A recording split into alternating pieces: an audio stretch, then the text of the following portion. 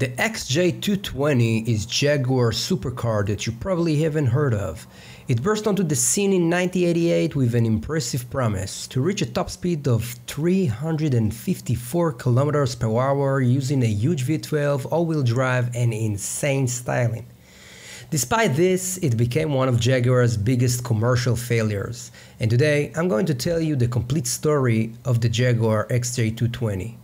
In the late 1980s, Jaguar aspired to restore its status as a manufacturer of prestigious and innovative supercars. With previous successes like the E-Type series and its involvement in the Le Mans racing, the company wanted to offer a car that would stand at the forefront of the supercar world, and could also reach customers interested in a road car and not just a track machine.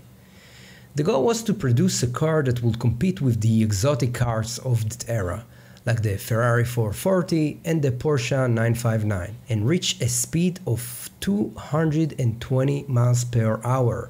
This is where the name came from, XJ220, similar to the XK120, which was named after its top speed.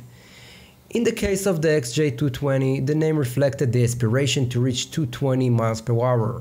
All this while incorporating advanced technologies from the racing world. Due to budget constraints, the XJ220's construction was carried out voluntarily by a dedicated team of 12 engineers who worked in their spare time, earning the nickname the Saturday Club. The team began working on a concept model designed to showcase the company's vision. A car with exceptional performance, modern design, and a lightweight aluminum chassis.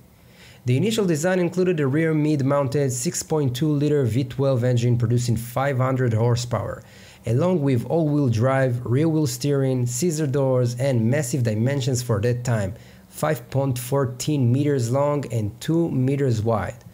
The concept car was kept in absolute secrecy, and the team didn't know if it would even be displayed at the British Motor Show in Birmingham in 1988. The decision was made only a week before the show, forcing the team to work around the clock to finish the project on time. When the car was unveiled at the show, Tom Walkinshaw, who headed Jaguar's racing arm at the time, Tom Walkinshaw Racing, was stunned. He had been working in parallel on a similar project, the XJR15, and the XJ220's reveal killed the surprise element of his project. The car received rave reviews and got a long queue of pre-orders. Jaguar announced it would produce only 350 units, assuming it was a collector's item that would bring a significant increase in value. About 1,500 people wanted to pay deposits, but only 350 deposits were accepted. The project's peak came around the show, but from here things started to get complicated. With the transition to commercial production, the engineers were forced to make fundamental changes.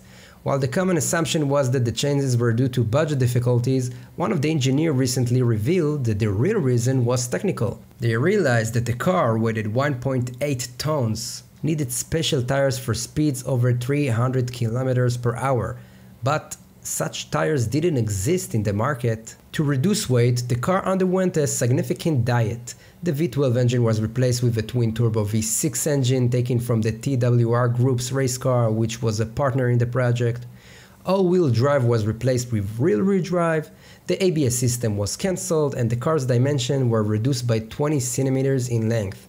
The passenger compartment also underwent changes to fit the new dimensions, the special doors were replaced with regular doors, and since Jaguar was acquired by Ford at the time, many interior parts were taken from Ford models like the Fiesta and Sierra. While the V6 engine produced 542 horsepower and was more powerful than the original V12, the car's price climbed from £200,000 in 1988 to £400,000 in 1992.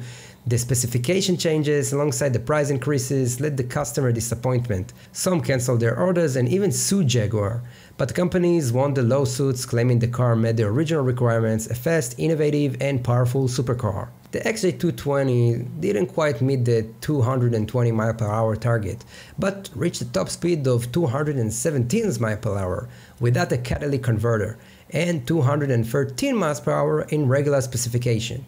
Its acceleration from 0 to 100 km per hour in 3.6 seconds is considered respectable even today.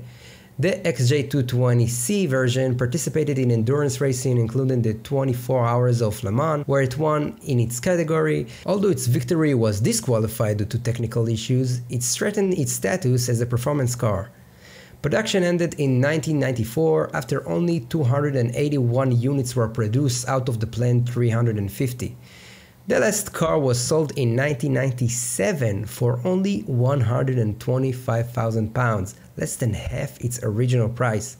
However, the XJ220 remains one of Jaguar's most special and ambitious cars, representing the vision and passion that drove the company at the time.